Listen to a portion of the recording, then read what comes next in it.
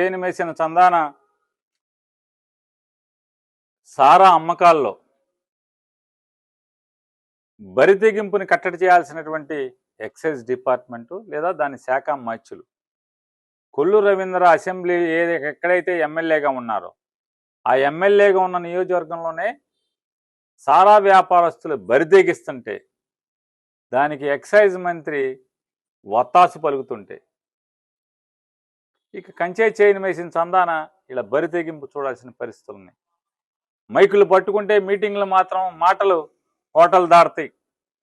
ప్రజల కోసం నిద్రాహారాలమని పనిచేస్తున్నట్టు వాళ్ళ ప్రాణాలు సైతం పణంగా పెడుతున్నామంటారు.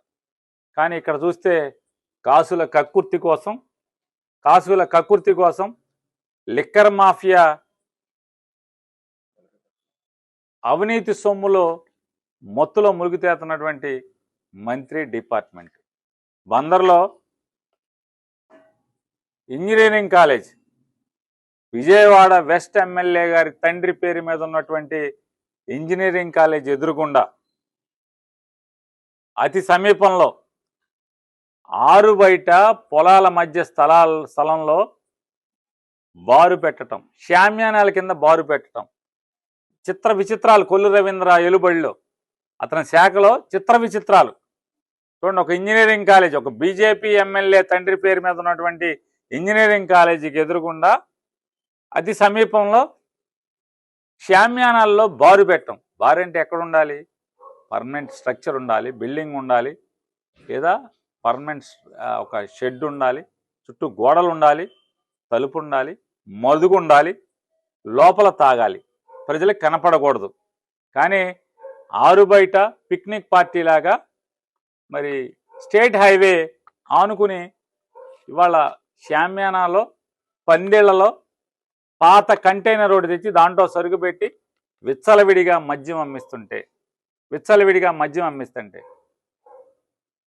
పాపం నోరు వాయాలని గంగాధర్ అనే ఒకడిని, ఒక డమ్మీని ఎక్సైజ్ సూపరింటెండెంట్గా పెట్టుకుని, భార్గవ్ అనే ఒక ఏఈఎస్ని ఏజెంట్గా పెట్టుకుని కొల్లు రవీంద్ర అడ్డగోలుగా దోచుకున్నటువంటి పరిస్థితి.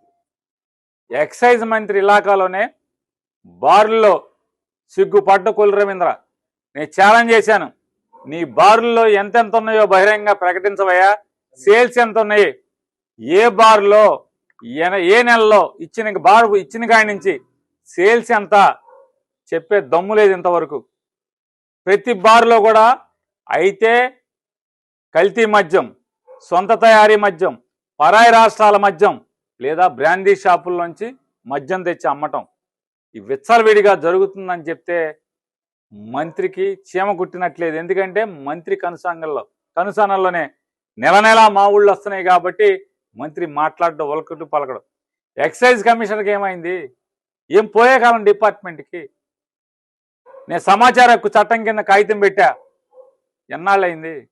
4 నెలలు 5 నెలలు అయింది. సిగ్గు లేదా మీ ఎవరికి అంటున్నా? సమాధానం చెప్పాక సిగ్గు లేదా అంటున్నా? చెప్పకుండా పొడుకుంటాకి మా ఊళ్ళో మొత్తంలో నిద్రపోతున్నారా మీరందరూ?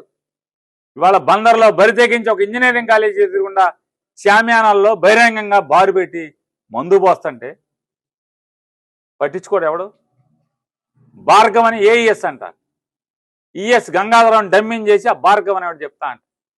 ఎందుకే ఆ పాపం వ్యాపారం చేసుకుంటున్నారు?